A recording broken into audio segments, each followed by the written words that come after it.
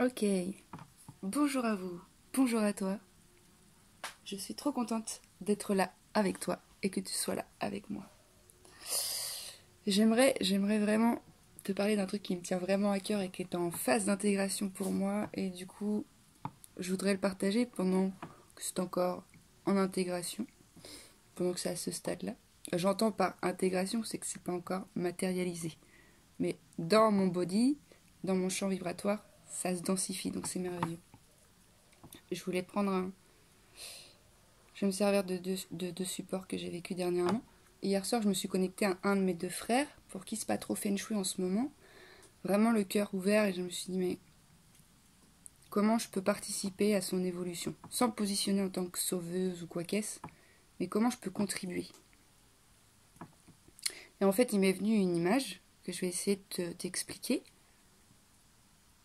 Et cette image, elle est venue s'appuyer puisque ce matin, je l'exprimais à mon autre frère. Donc ça m'a permis de l'extérioriser pour la première fois. Donc peut-être ça va être un peu foireux et que tu vas pas tout comprendre, mais je vais faire au mieux, ok? Donc je lui ai expliqué parce qu'ils traversent tous les deux des trucs pas que simples en ce moment et puis que leur terrain est assez anxiogène, en feu sur le champ de l'angoisse, si je puis dire. Et donc en fait, j'expliquais, je lui demandais à ce frère que j'ai au téléphone, qu'est-ce que tu vas mettre en place concrètement? Il me dit, je sais pas. Je sais pas. Et je crois qu'il est important d'apposer quelques compréhensions d'abord pour se délester d'un certain poids de culpabilité ou de je suis trop nulle parce que je comprends pas ou je sais pas.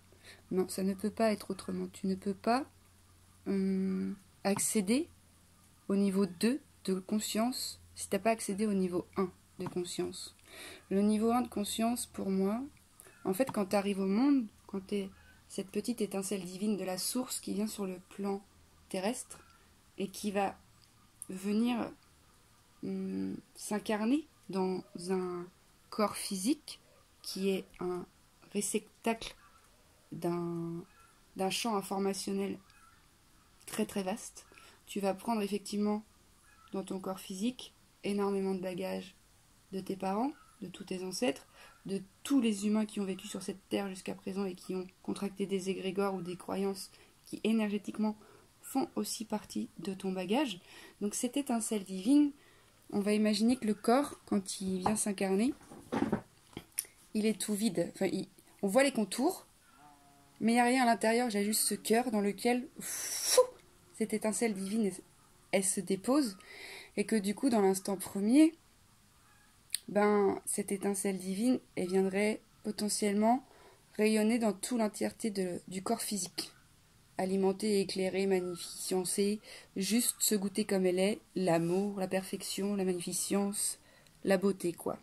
Et qu'en fait, tout ce bagage énergétique, que sont les histoires que tes parents n'ont pas mis en lumière, que sont les croyances alimentées par une société malade, qui tourne le dos aussi à sa propre nature, toute cette merde, parce que c'est de la merde, va venir se déposer autour. Elle va pas l'éteindre, parce que le cœur, il est toujours allumé. Et juste, va tout entourer ce corps et ce cœur et se déposer autour et en faire comme une bulle. Parce que c'est là le centre. Donc t'as ta étincelle divine, mais t'as aussi toute cette merde qui arrive au même endroit que ce centre. Donc comme finalement un feu qu'on pourrait imaginer comme étant l'étincelle divine, et cette merde, elle va construire une hutte autour. Elle va pas éteindre le feu, elle va le cacher. Donc la chaleur qui émanait avant de ce feu sacré à 30 km à la ronde, de par cette construction de cette hutte, la chaleur, elle va pas pouvoir se répandre davantage, en fait. Et puis elle va très vite, en fait, rencontrer une limitation qui est le mur, qui est ta merde. Et du coup, toute ta structure, on va partir du principe qu'elle est pleine de caca. Ok? C'est ok. C'est ok, c'est comme ça, c'est un fait. C'est pas... Il n'y a pas besoin de... J'allais dire une expression vulgaire, alors je vais m'abstenir, mais il n'y a pas besoin d'aller chercher autre part, c'est ainsi. Donc finalement, je demandais à mon frère que j'ai au téléphone, qu'est-ce que tu vas mettre en place? Il ne sait pas. Il ne sait pas parce que effectivement, les quantités de merde qu'on reçoit à la naissance ne sont pas tous les mêmes pour tout le monde. Il y a des quantités de merde qui sont tellement importantes, conséquentes, qu'en fait, on ne voit que ça. On ne sent que ça et il n'y a que ça. l'étincelle divine est là, mais on n'y a plus accès. Et du coup, il y a des personnes qui sont en incapacité totale de se rebrancher à cette source parce qu'il y a toute cette merde autour, quoi. Et qu'il faut traverser cette merde. Mais quand on ne sait pas comment faire pour traverser cette merde, alors on se sent complètement démuni, complètement perdu, en mode je ne sais pas comment faire. Et c'est vrai, c'est un fait, je ne sais pas comment faire. En fait, j'ai pas appris, moi. Moi, je ne suis que merde. Enfin, c'est ce que je crois. Mais c'est ce que je me suis donné comme croyance, c'est ce que j'ai alimenté, non pas par choix conscient, mais par mécanisme de survie, en fait. Il n'y a pas de jugement à poser là-dessus, hein. Ça pouvait pas être autrement, t'inquiète. Hein. Donc je lui ai demandé, qu'est-ce que tu vas mettre en place? Je sais pas. Et donc je disais, moi j'ai pas pris l'exemple de la merde, j'ai pris l'exemple du feu, qui serait relatif plutôt à la merde, et que l'étincelle divine c'était plutôt une source sacrée qui n'était pas du feu. Donc si j'ai repris l'exemple avec mon frère, je lui disais, mais en fait ton terrain est en feu entièrement, quoi. C'est comme ça, tes murs sont à vif, tout est à vif, la sécurité elle est pas du tout là, puisque tu es en brûlure, en combustion en permanence depuis très très très longtemps. Donc je lui disais, qu'est-ce que tu peux faire pour? Je sais pas, et l'environnement dans lequel il est actuellement est aussi un environnement qui est en feu. Donc forcément, dans ces espaces-là de deux feux qui se rencontrent, il peut trop rien se passer, en fait.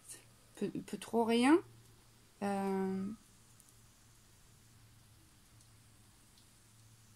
Ouais, il peut trop rien se passer pour que le feu s'amoindrit, s'amenuise.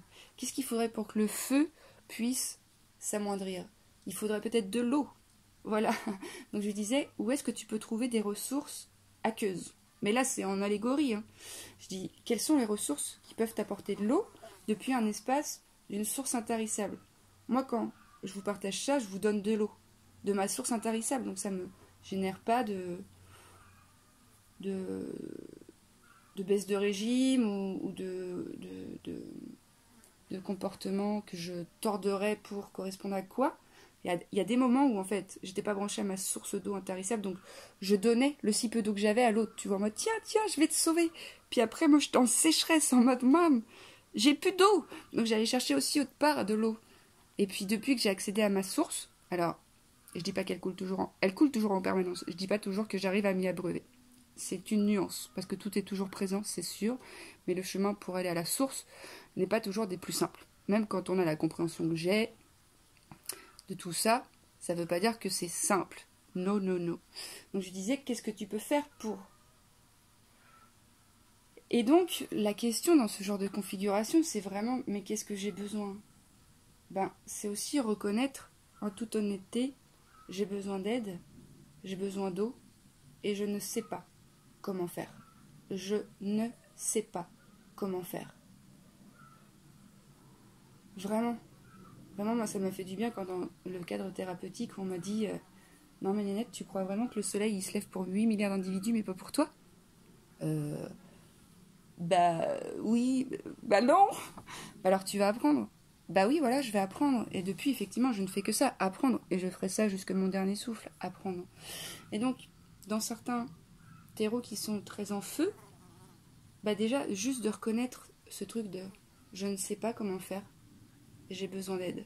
Sans jouer la carte de la victime, sans jouer le j'y arriverai pas, sans jouer le truc de c'est trop dur, patati patata. Oui, c'est trop dur. Bien sûr que ça peut l'être. Et c'est ok aussi que ce soit trop dur. Quand on apprend quelque chose, c'est trop dur. Bien sûr. Moi, si je te casse la jambe et que je te dis 2 jours après, viens, on va faire un footing, ça va être trop dur. Ça va même être pas possible, en fait. Et en fait, c'est beaucoup plus simple quand c'est physiquement, parce qu'on a besoin de rationalité, on est tellement débranché à notre source intérieure qu'il nous faut le support matériel qui crédibilise le fait que oui, là c'est normal, lui il peut pas. Mais en fait, tu ne peux pas non plus si ton terrain est en feu et que ta source d'eau est cachée sous un brasier, tu ne peux pas y accéder en fait. Non. La possibilité qui pourrait être éventuellement tienne, c'est de trouver un scaphandre rempli d'eau, et puis aller éteindre ce feu. Comment tu acquiers ce scaphandre rempli d'eau? Comment tu acquiers à ta propre source? C'est plein d'images, alors j'espère que tu suis, parce que pour moi c'est fluide, mais je sais que ça peut ne pas l'être pour tout le monde, donc n'hésite pas à me dire j'ai pas compris si jamais. Eh bien, il y a des individus qui se sont branchés sur leur source et qui proposent de l'eau à qui veut.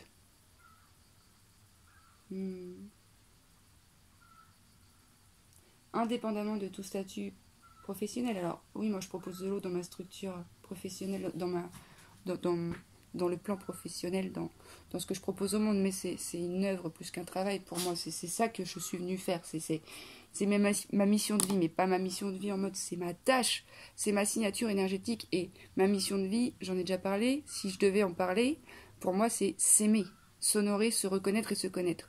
Donc quand tu es haut et que tu aimes l'eau, t'apportes l'eau au collectif. C'est normal en fait, il n'y a pas de séparation entre moi et toi, donc forcément, quand je m'aime, je t'aime. Donc je te propose de l'eau si tu en as besoin, si tu en ressens le besoin, de t'accompagner sur ce chemin-là, parce que c'est ce que j'ai à profusion. Je suis pas magicienne, je me suis juste branchée à des espaces qui œuvrent en moi pour que dans l'espace thérapeutique, il se passe des trucs qui dépassent mon entendement. Bien sûr que j'utilise des outils rationnels relatifs au cérébral, mais c'est l'intuition aussi qui fait que boum, boum, boum, boum, boum, puis la qualité de présence, enfin, c'est tout un pataquès. Donc effectivement, quand tu es dans cet espace-là, où est-ce que tu peux aller chercher de l'eau? Et vraiment, c'est pas je sais pas, ok? Il n'y a personne d'autre qui va savoir pour toi. Mais tu vas prendre le temps de prendre un papier, un crayon, et de dire qu'est-ce que j'ai besoin. J'ai besoin d'être en sécurité. Oui, sauf que maintenant, tout de suite, je ne le suis pas, je suis en feu. Je ne vais pas pouvoir trouver un endroit où je vais prendre une douche de façon continue, parce qu'en fait, il n'y a aucune eau extérieure qui est capable d'apaiser ton feu intérieur. Par contre, il y a de l'eau à l'extérieur qui peut te rappeler à ton eau intérieure. Voilà. C'est fou.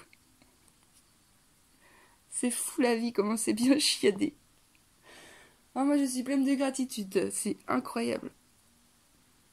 Donc c'est ça en fait. C'est l'effet miroir en fait, c'est l'interconnexion, c'est le plan divin, c'est le tout, c'est la complétude. Tu peux pas faire ça tout seul, c'est pas possible. C'est pas possible. Mais il y a des enseignants, ça c'est cool. Tu peux aller t'enseigner, ouais. Tu peux aussi prendre en considération que pendant ton apprentissage, là où tu vas aller chercher des informations pour apaiser ton feu, ça va pas se faire en 2, 2, 3. Non, ce serait se leurrer parce que c'est long. Ouais, donc même réguler le système nerveux, faire des exercices pour se faire du bien tout seul, c'est compliqué. Parce qu'on n'arrive pas à se motiver. C'est ça, la force du collectif. C'est faire ensemble, grandir ensemble, s'accompagner là-dedans, ensemble. Et c'est pour ça que j'ai une grande nouvelle. Non, je l'annoncerai plus tard.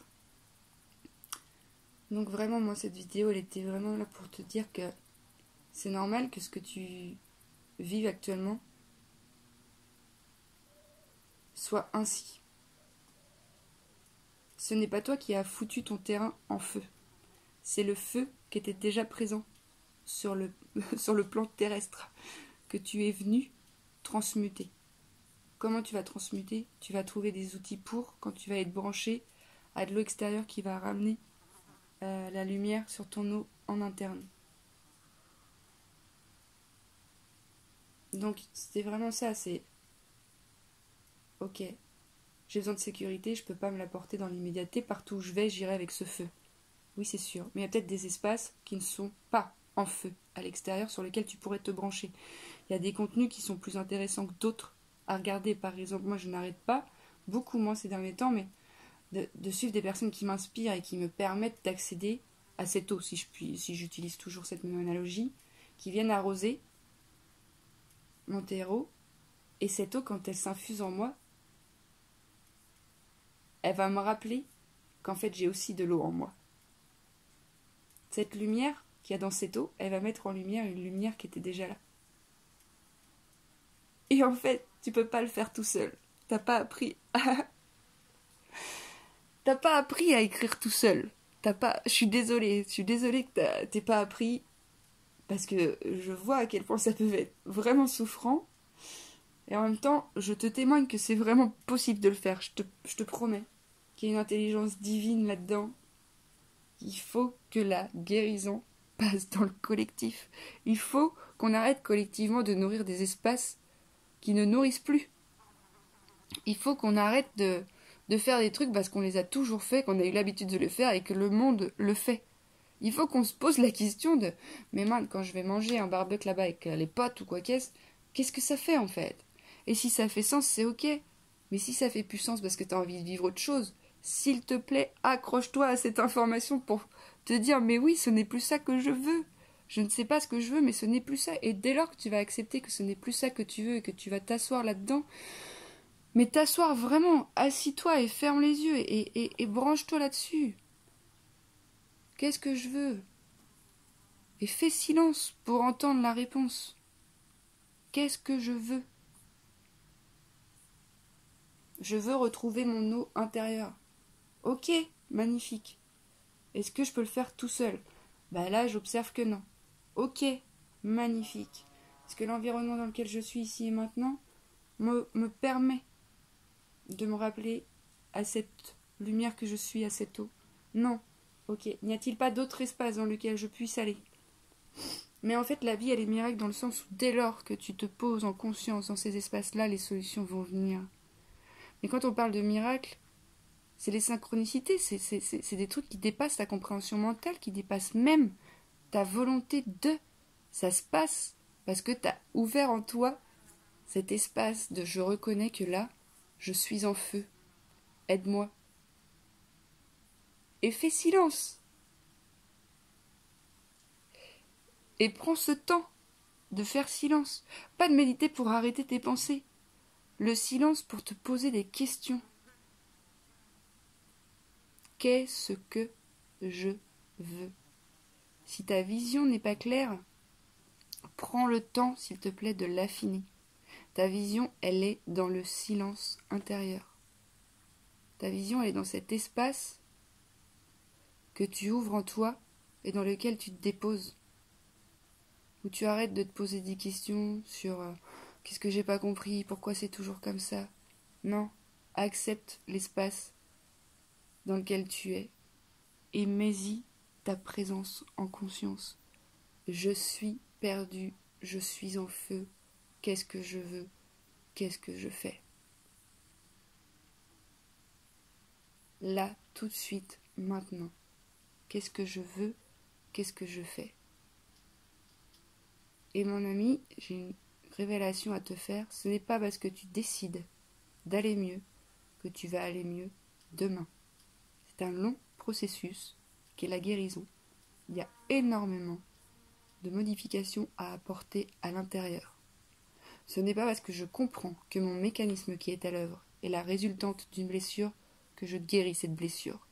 Non, c'est en restant présent à la réaction émotionnelle qui se joue dans le présent que je m'offre la possibilité d'accéder à d'autres contenus, d'autres boîtes qui sont aussi en feu et qui contribuent à mon feu intérieur excessif.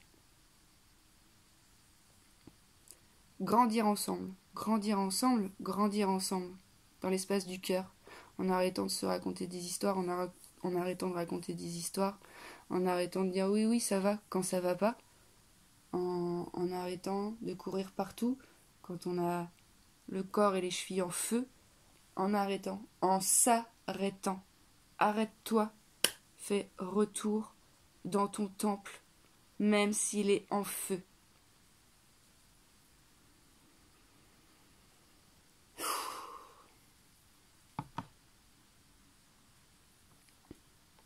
T'es pas seul, c'est pas vrai. Même dans ton dedans, il y a cette étincelle, ce pur diamant, qui bien sûr est entouré de feu, mais tu pourras te reconnecter dans le silence.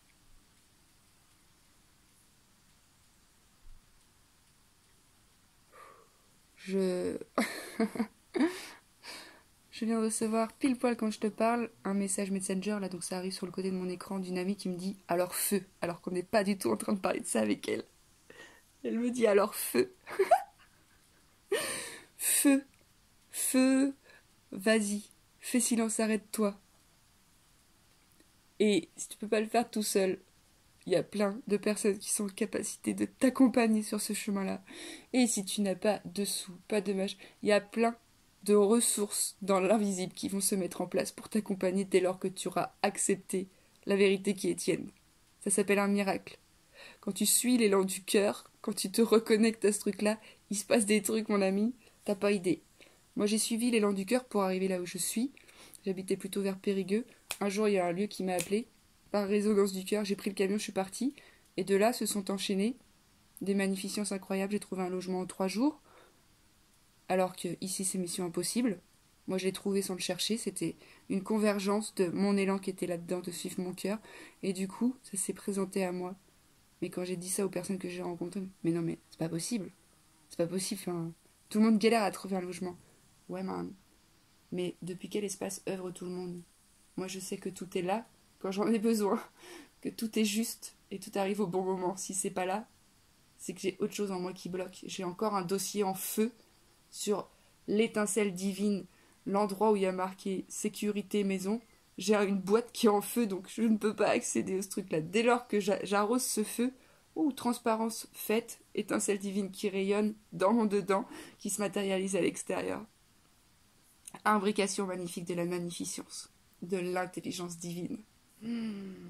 Gratitude. Je pleure beaucoup et c'est vraiment des larmes de paix, de joie, de gratitude, de...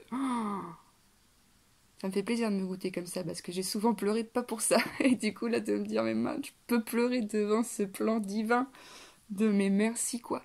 Merci. Merci pour tout ce qui a été, merci pour ce qui est, merci pour ce qui sera. Non pas que je me laisse en pilote automatique, mais maintenant je sais qu'il existe cet endroit dans lequel je peux me reposer à l'intérieur. Et quand on dit qu'il n'y a rien à faire, c'est pas juste je me pose, je m'assois, je médite, je respire et je fais fuir mes pensées. Non. J'entends mon cœur battre. Entends-tu ton cœur battre quand tu médites? Prends-tu le temps de vérifier dans ton cœur ce que ça fait quand tu mets une information dans ton corps? Est-ce que c'est cohérent? Est-ce que le rythme cardiaque s'emballe? Et là, je crois que 103 personnes sur 100 n'entendent pas leur cœur battre. Donc c'est ok, grandissons ensemble, retournons ensemble sur ce chemin du cœur. Je vais m'arrêter là parce que je vais pleurer. Voilà mon ami. Beaucoup d'amour, beaucoup, énormément d'amour, de courage je t'envoie, de soutien aussi. Et merci.